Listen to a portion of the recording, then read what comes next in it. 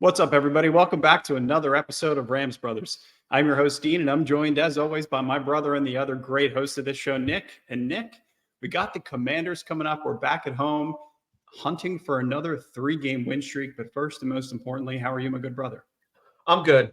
Commanders, Rams line right now, -6.5. I'm doing everything in my power to not tease that because it's just insane. I feel like that's low, honestly. This Commanders team is not good, and I feel like we are good. So I'm excited. It should be a good preview.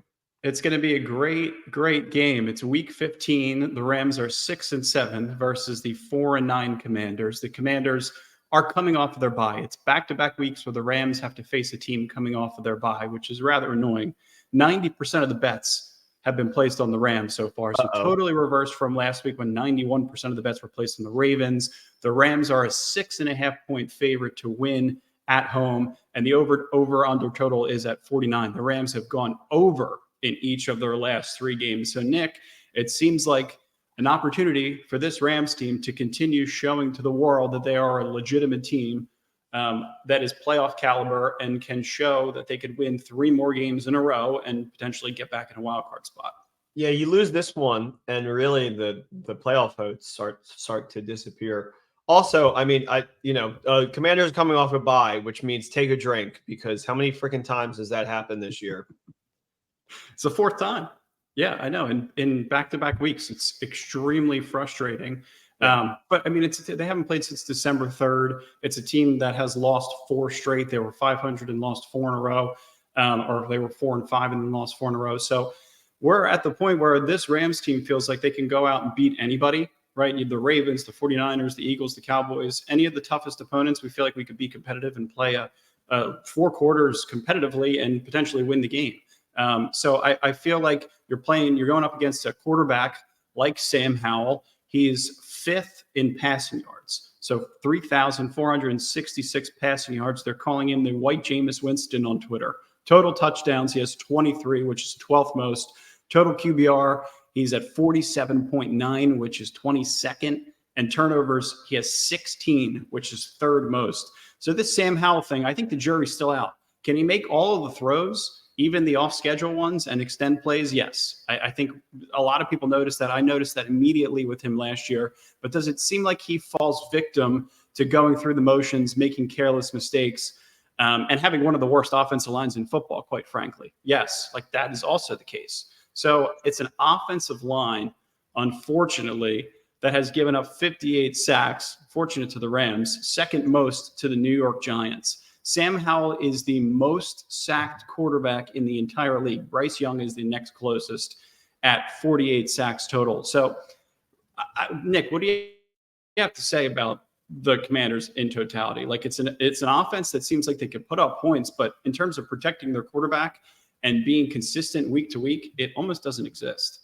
Yeah, I mean, Twitter kind of hit the nail on the head. I said this a couple weeks ago when we were talking about Sam Howell, who was like leading the league in passing yards. They're like the Bucks of 2019. It's like they have the ability. They have like a lot of players that can make big time plays, but I think they're very poorly coached, and they're not using Howell in this like in the right kind of way. It's a lot of hero ball.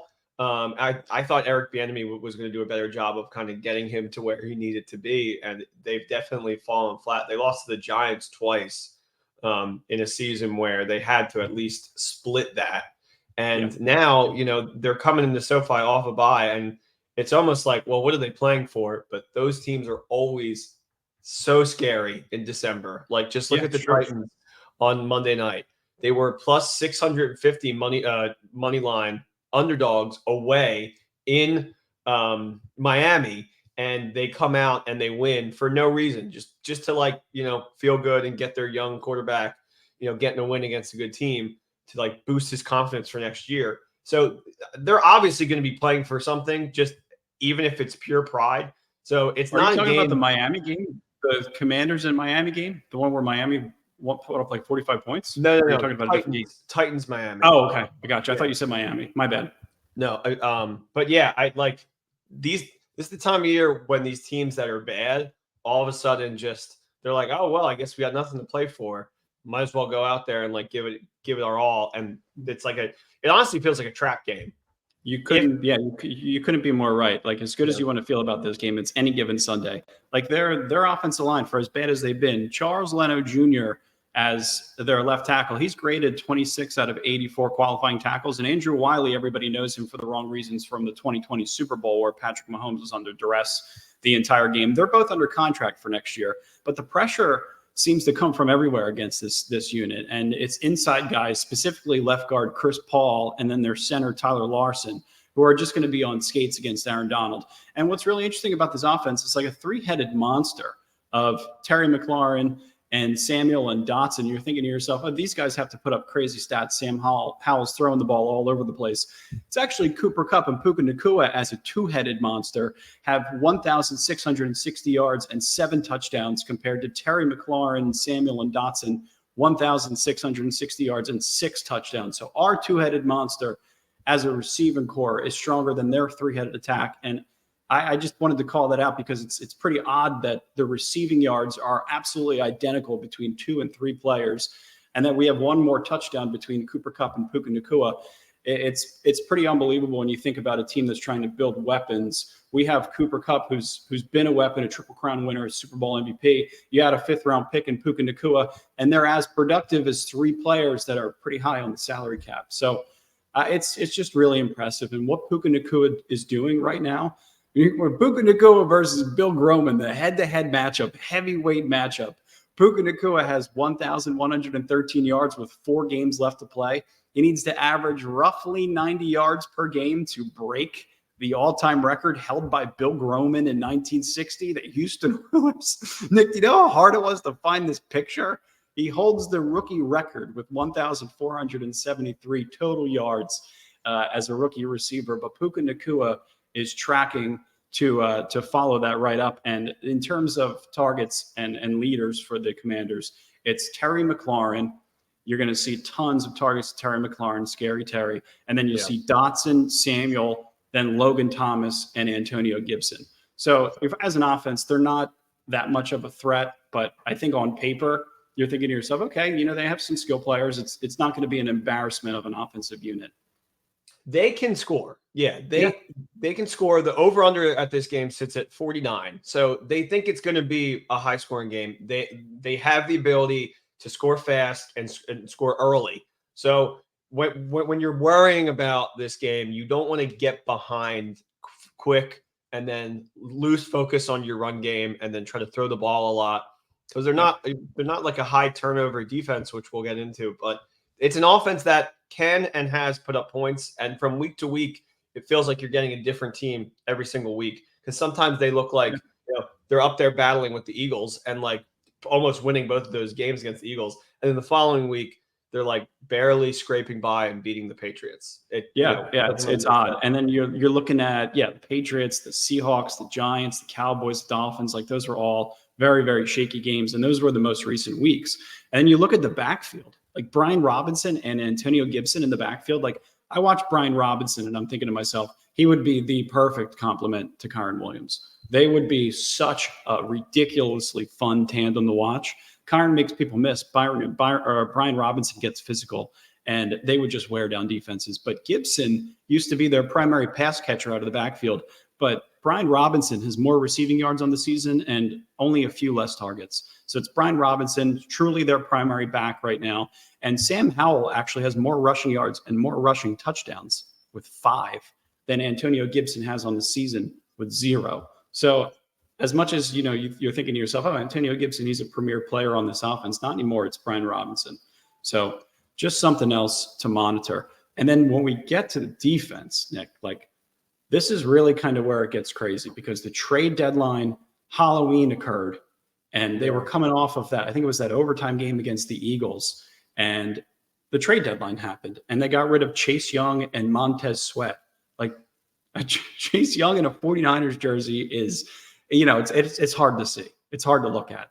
And Montez Sweat for the Chicago Bears, not fully understanding of that acquisition by the Bears, but it makes sense from a Commander standpoint to dump the cap. They have tons and tons of salary cap in next year and the year after. So, it makes sense as to why they're trying to rebuild. But I looked at this defense and I was like, who's even going to be here next year? Yeah, it's weird. It does feel like they are already thinking about next year. It felt that way during the trade deadline. And there are teams that if you sit down, you're like, okay, well, this team has nowhere to go. This team has nowhere to go. They're not going they're not making anything.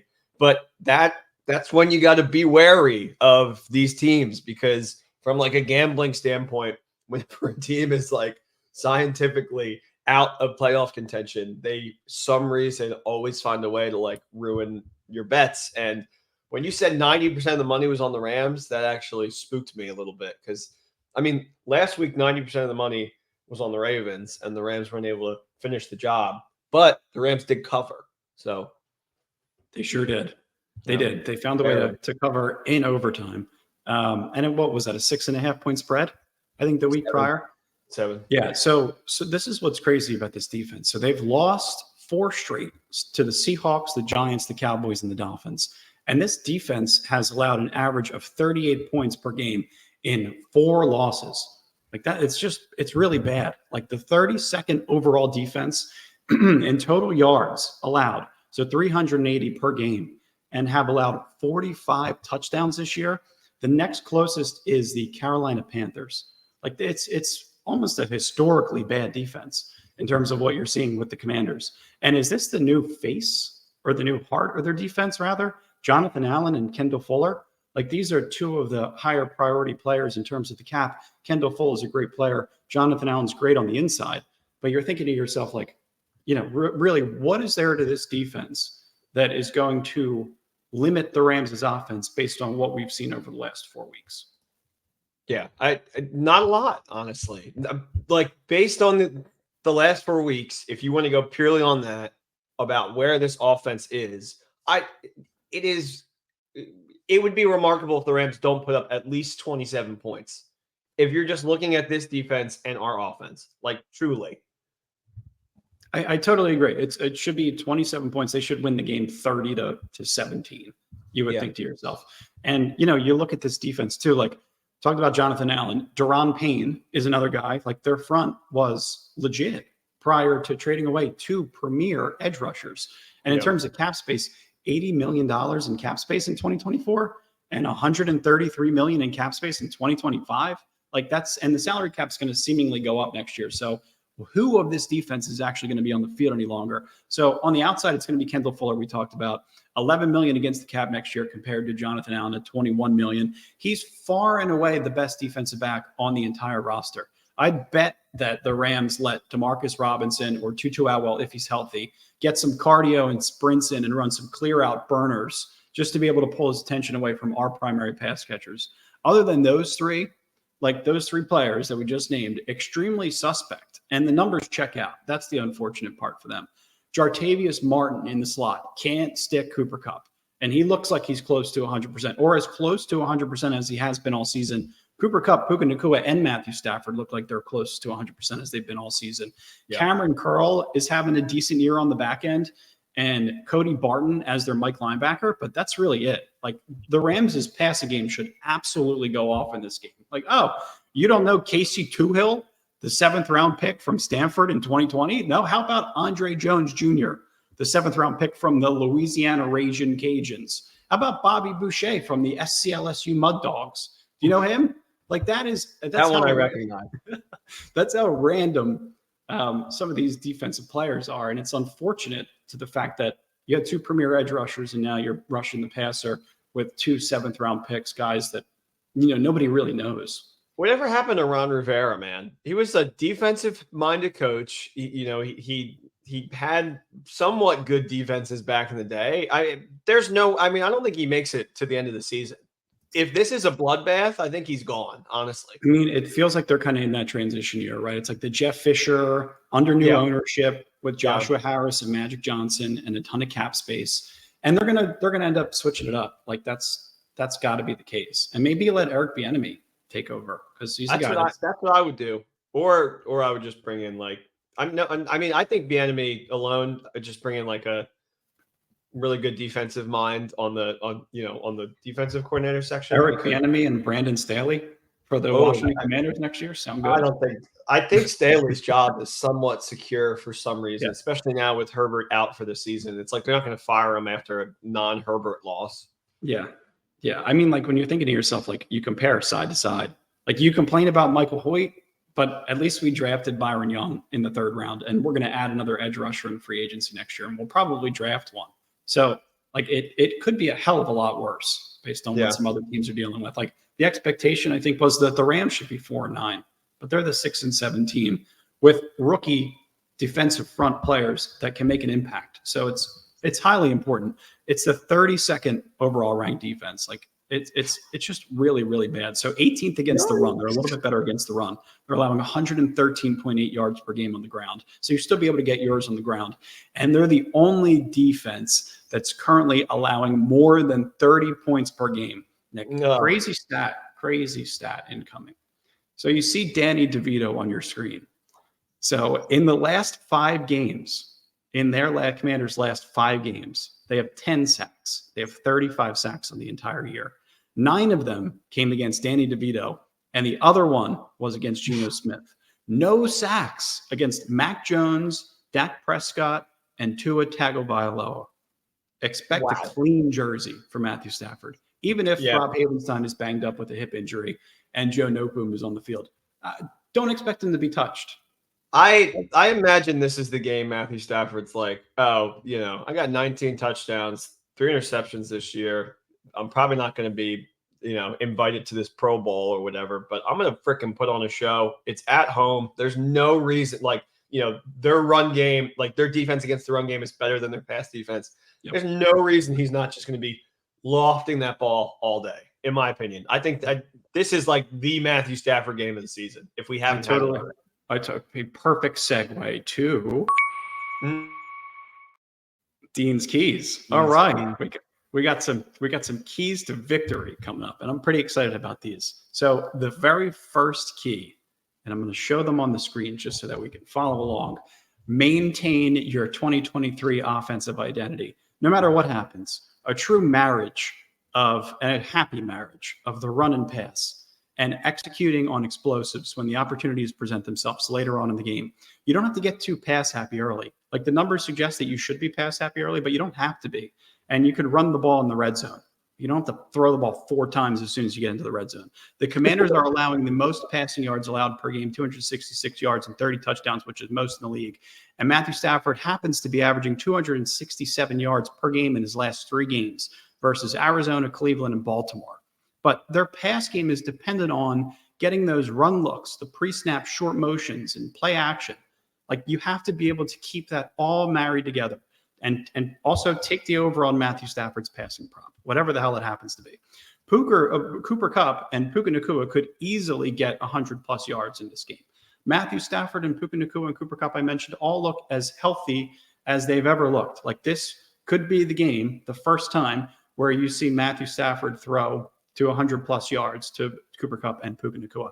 It happened almost. Devontae Smith and A.J. Brown were 1 yard short in the overtime game right before the deadline. And Seattle was 10 yards short about a month ago with DK Metcalf and Tyler Lockett. And DJ Moore way back when went for 230 yards. So opportunities are there. All right. Yeah. The second key to victory.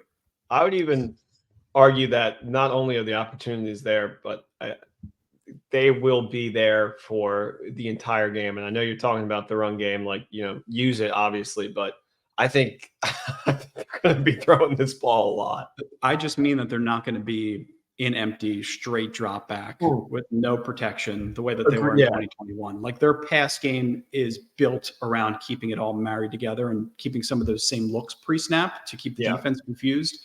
And that's the only thing that I'm asking for. So number 2, Sam Howell, early and often, must be sacked. The Rams have waited until under 2 minutes in the fourth quarter to sack the quarterback in back-to-back weeks. It was Joe Flacco, and then it was Lamar Jackson. Sam Howell needs to be sacked in the first quarter in this game. Like, absolutely no excuses. The pass rush should be able to pin their ears back and win against this front. And Cleveland and Baltimore being 2 of the better offensive lines in the NFL, it's going to be significantly more difficult for Washington to double and triple team Aaron Donald with less talent and less scheme in that way. So I have faith that we're going to be able to win and win early and win often. And then key number 3, special teams. I think this is the most important key. Get your shit together. You're 32nd in DVOA. Chase Blackburn was supposed to come in and revamp the special teams unit. Besides Ethan Evans and Luke the Leg, which we didn't even know was a legitimate contributor to this team as of last week. Like Benny Sco, you got to get healthy. Like we also are. Alex Ward is also on the IR, who's been our long snapper for the first 14 weeks of the season. We just signed a random long snapper. Carson Wink is his name. What the hell's his name? Yeah, it's Wentz's cousin, Carson Wink. Carson, I mean, like, it's something that Carson Tinker is his name. Oh, gosh. Carson Tinker is our new long snapper, and it totally went under the radar. So you can't make stupid mistakes in this game. And, it's bound to happen with this special teams unit. So just have to make 30-second, man. It totally fell under the radar, the fact that our long snapper is on the IR, and we sent Carson Tinker to save the day. Yeah, I had no idea about that. And then Skoranek did not practice, so we don't know what's going on with him. I know. Yeah, he's got an ankle. His back's been bugging him all season. There's another special teams guy, so. Yeah, it's tough. He's our captain, special teams captain. I think I'm ready, though. Are you ready for next picks? Most fun part of the week, yeah. Can I see the little guy? Oh, we have yeah. One more time. It's too good. All right, you were 4-1 last week. You've been making me some money. I'm happy about it. Did you? Did you take any of my bets? I think I did. I'm trying to remember which one. I also took the Rams to win. That wasn't one of my bets. I had Rams money, I think, +7. But anyway. Yeah. All right. Next picks. Welcome, my little Christmas Pikmin elves. We are deep into the NFL season, and we helped everybody pay for some Christmas gifts this year, and we're thriving. Next picks last week, as Dean said, we went 4-1 for the 4th time this year. We're so close to the perfect 5-0, but the Texans did not steamroll over the Jets like we thought. But hey, we got 4 right. You're welcome for 3 positive units. We got another theme song headed your way. It's Christmas themed again. It's not as good as last week because not many Christmas songs lend themselves as great as the little Saint Nick did. But the Christmas nuts are a little harder to crack than regular theme songs. But hopefully this one is beloved by the fans. So fast forward, selector. Let's hear it. Last Nick's picks, I gave you my locks, but the very next day you didn't play. This week, you little shit, you better frickin' listen. Lions Rams. I'm gonna make a parlay with Stafford and Goff because those two are my favorites. Dean's locks have been so bad that we've forgotten about them entirely. Yeah, we have. We have forgotten about Dean's locks entirely, but I got a good one for you this week. Oh no! All right, let's hear it. Oh, it's the Matthew Stafford over passing yards prop. Oh, okay. Whatever the number is, go over. So I'm in our fantasy league playoffs. Dean has not made the playoffs in the last 5 years. This is my 4th year in the league. I've been in the league 5 years of making the playoffs. Anyway, dropped that in there, didn't you? You had of course. So for the first time, I'm starting a new quarterback this week in fantasy, and it's going to be in the playoffs. He's getting his first start, Matthew Stafford. Oh, nice. Love that. Yeah. Very good call. Thank you. We're going into this week. Nick's picks are 34-1 right now at this point in the season. Jeff Fisher's picks. Yeah. This week, we're going for the green. So the first time this year, we will be positive. And it starts by betting against Nick Mullins, Vikings at Bengals. There's a case to be made that this is the rat line. If you're not familiar with that term, last week, the Texans-Jets had the same line. It was Texans -3.5 over the Jets. A bunch of idiots like myself included jumped all over that because it seemed too obvious. And then the Jets win outright. It's a rat line. It doesn't make sense. How is one team favored only so little? So the Bengals at home are only -3.5 with a great backup QB right now, a great defense, a smart head coach. Vikings are on the other hand, only put up 3 points against the Raiders, and they're on their third string. Nick Mullins, they sat Josh Dobbs. Rat line or not, we want the Bengals to win here on Rams Brothers the Pod. We need a Vikings collapse, and it starts here. Give me Bengals -3.5. It feels like it shouldn't be that close. You know what? I think Flores is going to blitz the hell out of Browning. Give me Bengals -3. Just buy the hook. I don't like the 3.5. Bengals -3. 29-24 Bengals victory, even though we don't need the hook. We're happy we bought it anyway. Deal. Good bet. I like it. Yeah. I mean, we're rooting for the Vikings to lose. Any Vikings loss, Falcons loss, Green Bay Packers loss, we're rooting for. Anybody that's in contention in the hunt and in that final. And then moving on, we have Texans at Titans. Oh, no, this one's tricky. Yeah, listen, I don't think I've been on the right side of a Texans bet this year, and I keep coming back. Am I crazy? Obviously. But am I dumb? No. We all watched the Titans somehow will together a win against the Dolphins. You like that? Yeah, I do. I thought that was clever. Will Levis, 14 points in the fourth quarter comeback and their first away win this season. And now they're back home on a short week. Everyone, once again, is going to be clamoring over the Texans. And I'm zagging the world. Give me Will Levis and Mike Vrabel on a Sunday at 1 or 10 a.m. I think Vrabel is one of the best coaches in the league. I'm hoping Will Levis really is the guy for him, but I have my doubts. That being said, the Titans are a different team at home. They're one of the least penalized. They average more points at home, and they give up less. C.J. Stroud got hit hard last week. He's in concussion protocol. We don't know if he's going to play. Usually around this time, if you like in the season, if you get in concussion protocol, they usually throw you out next week. Yeah, you're in trouble, which I don't like. So even if he does play, I don't think he'll be 100%. No, Tank Dell really proved to be a bigger hit than we thought. So I'm going to take Titans -2.5 and zag all your friends. Tell them Nick made you do it. 21-17, I think the Titans pull it out. Also, I like the under at 37.5. Oh, sorry, 20-17. Titans pull it out. Under 37.5. We love in-division unders after week 13. All right, we got the under also, 37.5. Good bets. Yep. Like them. And then Washington at LA. Because this is Rams Brothers. Of course I'm going to bet on the Rams. The Commanders are coming into town. I'm loving the Rams at -6.5. The Rams have been on a covering streak. Last 4 weeks, they've covered handsomely, and they've cultivated a mid-season form. It's like we started the season as a little Squirtle, and now all of a sudden we're in our War Turtle stage, and hopefully we reach the playoff berth and we become a full Blastoise. Listen, I took the Commanders at over 5.5 wins this year. So I'm going to need 2 more wins. And truthfully, I don't think they're going to get 2 more wins. They're fun, but against good teams, they can't really hold their own. And guess what? The Rams are a good team. The over-under is sitting at 49.5, like I said earlier. So they're expecting a fireworks show, which I am too. But I just think it'll be a one-sided one.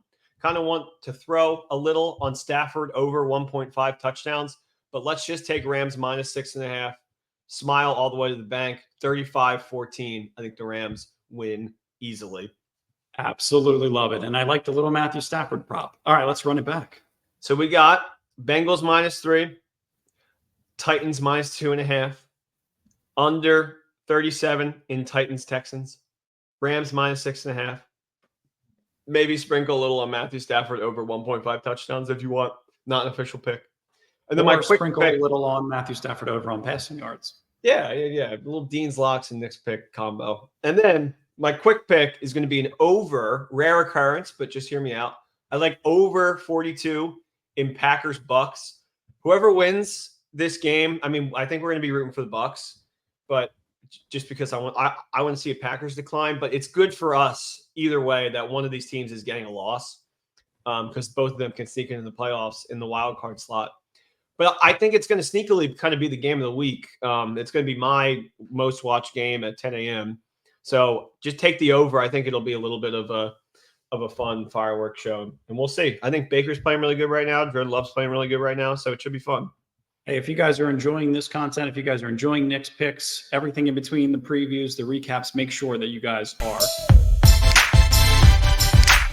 Ram it!